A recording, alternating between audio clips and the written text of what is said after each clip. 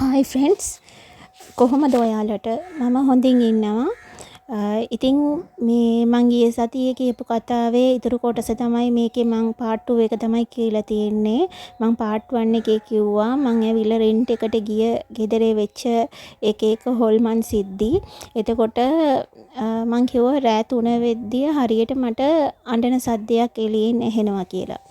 එතකොට ඒ වගේම දැන් මං කියන දවසෙත් හරියට මේ රෑට අඬන සද්දයක් මට ඇහුණා. ඊට පස්සේ ඉතින් මම නැගිටලා බලද්දී ඒ වෙලාවටම හරියට මගේ පුතාත් අඬන්න පටන් ගත්තා. ඊට පස්සේ ඉතින් මට පුතාත් අඬනවනේ එමදාම මේ දැන් දවස් 2-3ක් තිස්සේ ඒ සිද්ධිය වෙනවා. එළියෙන් අඬන්න පටන් ගන්නකොටම මගේ බබාත් අඬනවා. එතකොට ඉතින් මගේ පුතා පොඩ්ඩක් ලොකු ඉඳා මගේ හස්බන්ඩ් මම ඇවිල්ලා මේ ෆෝමියුලා දෙන්නත් පටන් අරගෙන තිබුණේ. එයාට මාස 2.5මාර වෙද්දි. එතකොට කොහොම හරි රෑට ඇවිල්ලා කිරි හදලා දෙන්නේ මගේ හස්බන්ඩ්. එතකොට දවසක් මට රෑ 3ට අඬන සද්දේ එහෙම ඇහෙනකොට එයාවත් නැගිටලා මේ අඬන සද්දයක් ඇහෙනවනේ පොඩ්ඩක් නැගිටින්න කියලා එයාව නැගිට්ටුවා. බලද්දී එයා ගිහිල්ලා එයා හිතලා තියෙන්නේ මේ මම බබා අඬනවා කියලා තමයි එයාව ඇහැරවලා තියෙන්නේ කියලා. එයා ගිහිල්ලා මට කිරි එකක් හදාගෙන ඇවිල්ලා මගේ අතට දීලා ආයෙ නිදාගත්තා. ඉතින් මං එයාව තට්ටු කර කර නැගිටින්න හැදුවා. එයා කියනවා දැන් කිරි එක හදලා දුන්නානේ. ළමයා පොඩ්ඩක් නිදි කරවන්න කියලා. එයා නැගිට්ටේ නැහැ. ඊට පස්සේ ඉතින් මමත් නැගිටවන්න ගියෙත් නැහැ. පොඩ්ඩක් එයාව නැගිටවන්න අමාරුයි මට. ඒ හින්දා ඉතින් මමත් කොහොම හරි බබාට කිරි එක දීලා මං ඉතින් අපේ ආගම කිය නිදාගත්තා. ඊට පස්සේ එහෙම දවස් 2-3ක් ගියාට පස්සේ ඉතින් කොහොමත් මං ඇවිල්ලා අම්මට කිව්වා මේ කතාව. අම්මා මෙහෙම තමයි මේ ගෙදරේ මං නිදාගද්දී හරියට 3 වෙනකොට මට මෙහෙම එළියේ අපේ ගෙදරේ එළියේ පඩියක් තියෙනවා. ඒ පඩිය උඩ ඉඳගෙන අඬනවා වගේ තමයි මට ඇහෙන්නේ. එතකොට ඒ පඩියත් එක්කම ගෙදරේ ග්‍රිල් තියෙන්නේ. දන්නවනේ ඒක තමයි ජනෙල් නෑ ගෙදරට තියෙන ග්‍රිල්ස් විතරයි. ඒ ග්‍රිල් එකත් එක්කම තමයි අපි ඇඳ දාලා තියෙන්නේ. ඒ හින්දා තමයි ග්‍රිල් එකෙන් හරියට එහෙනවා මේ සද්ද බද්ද. අපි ගියාලුතේ ගෙදරට අර ග්‍රිල් එකට ඇතුලෙන් අපි දැල් ගැහුවා. දැල් ගාලා තියෙනවා. ඒ වුණාට කර්ටින් එකකුත් දාලා තියෙනවා. ඒ වුණාට හොඳට ඇහෙනවා ඒ සද්දි. ඊට පස්සේ කොහොම හරි මං අම්මට කිව්වම අම්මා එකපාරටම ෂොක් වුණා.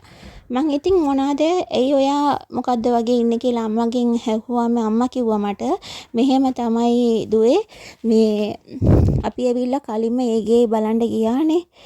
ඉස්සෙල්ලාම අර රෙන්ට් එකට ගන්න ඉස්සර ඒ ගේ බලන්න ගියානේ. ඒ වෙලාවේ මේ ගෙදරට එහා පැත්තේ අල්ලපු ගෙදරේ තියෙන කට්ටියක් ඇවිල්ලා අම්මා වඬ ගහලා කිව්වලු මේ ගේ ඇවිල්ලා මේ ඔයාගේ දුවට අරන් දෙනකොට පොඩ්ඩක් මේ සලකලා බලන්න මොකද්ද මෙතන මොන හරි අඬන සද්දයක් රැට ඇහෙනවා අපේ ගෙදරටත් ඇහෙනවා හැබැයි අපිට එච්චර ඇහෙන්නේ අපිට ඇහෙන තරමට අපි හිතන්නේ ඒ ගේ ගාව ඉඳලා තමයි ඒ සද්දේ ඇහෙන්නේ කියලා. ඒ ගේ ඇතුලෙන් ඇහෙනවද එළියෙන් ඇහෙනවද කියලා දන්නේ නැහැ. ඒ වුණාට ඒ ගේ ගාවින් තමයි ඒ සද්දේ එන්නේ කියලා ඒ කට්ටිය අම්මට කියලා තියෙනවා. ඉතින් අපේ අම්මා කොහොමද හිතලා තියෙන්නේ අර පරණ කට්ටියක් හිටියානේ මං ඒ ගණ්ඩේ අද්දිම ඒ ගෙදරේ හිටපු වයසක අම්මත් මට කිව්වනේ මේකේ ගන්න එපා කියලා. එතකොට අපේ අම්මා හිතලා තියෙන්නේ ඒ ගෙදරේ ඉන්න කට්ටියයි මේ අල්ලපු ගෙදර කට්ටියයි හොඳට හිතවත්. එතකොට එයාලගෙන් අපි ගේ ගන්නවට කැමති නැතුව ඇති. ඒ ඉන්න තමයි දෙන්නම කතා කරගෙන එකම කතාව අපේ දුවට අපිට කියන්නේ කියලා. අපේ අම්මා ඉතින් ඒක එච්චර ගණන් අරගෙන නැහැ. අම්මා කොහොමද ඒ කතාව මට කිව්වෙත් නැහැ. මම බය වෙයි කියලා. ඉතින් මම ගිහිල්ලා ඒ කතාව එහෙමම කියනකොට අම්මට ටිකක් ෂොක්. එතකොට එයාලා කිව්වේ ඇත්තක්ද දන්නෙත් නෑනේ කියලා අම්මා ෂොක් වුණා. ඉතින් කොහොම හරි මං ඒ ගෙදර ඉඳලා ටික දවසකින් මාසෙකමාරකින් විතර මගේ හස්බන්ඩ් ආයෙ රට ගියා. ගියාට පස්සේ මං ඉතින් කොහොමත් බයට ඒ ගෙදර නිදා ගන්න ගියෙත් නෑ. ආයෙ ඉතින් අම්මයි ගෙදරටම ගිහිල්ලා නිදා ගන්නවා. තවල්ට ඇවිල්ලා ඒ ගෙදර ඉන්නවා බබාව තියාගෙන රැට යනවා. එහෙම ඉද්දි අම්මගේ ගෙදර ඇවිල්ලා පුංචිත් හිටියා. ඉතින් පුංචිටත් චූටි බවෙක් තමයි හිටියේ. ඉතින් රෑට ළමයි දෙන්නම එකපාරට අඬන්න ගන්නවා. මෙයා අඬන සද්දෙට අරයා නැගිටිනවා, අරයා අඬන සද්දෙට මෙයා නැගිටිනවා. ඒ වගේ බබාලා දෙන්නගෙම නිින්ද ඩිස්ටර්බ් වෙන එක තේරුණා. ඉතින් ළමයිට හොඳට නිින්ද අවශ්‍යයිනේ, නැත්තම් අම්මලටත් ඒක ස්ට්‍රෙස් වැඩි වෙනවා. ඒ වගේම ළමයිගේ වර්ධනයටත් එච්චර හොඳ නැහැ. ඒක ඉතින් සලකලා බලලා අම්මා මට කිව්වා මේ දුවේ ඔයා ගිහිල්ලා ඒ යෙදෙනව නිදා ගන්න. මං ඔයත් එක්ක තනියට සීයාව යවන්නම් කියලා අම්මගේ තාත්තව. එතකොට සීයා ඇවිල්ලා මං පොඩි කාලේ ඉඳලම කොහොමත් සීයා මාත් එක්ක එකතුයි. මං කොහේ ගියත් මං වැරට යන කාලේ වුණත් සීයා ඇවිල්ලා මාව වැරලවන්න එනවා, ආයෙ පිකප් කරන්න එනවා, දවල්ට කෑම ඔස්සගෙන එනවා. කොච්චර එපා කිව්වත් එයා එනවා මගේ පිටිපස්සේ. දැන් අපේ සීයා ජීවතුන් අතර නැහැ. ඒ වුණාට ඒ දවස්වල මගේ තනියට ආවේ සීයා තමයි. ඉතින් සීයා ඉන්න ඉඳා මමත් ඒ ගෙදරටම නිදා ගන්න ගියා. මොකද්ද ළමයි දෙන්නගෙම නිින්ද ඩිස්ටර්බ් වෙනවනේ.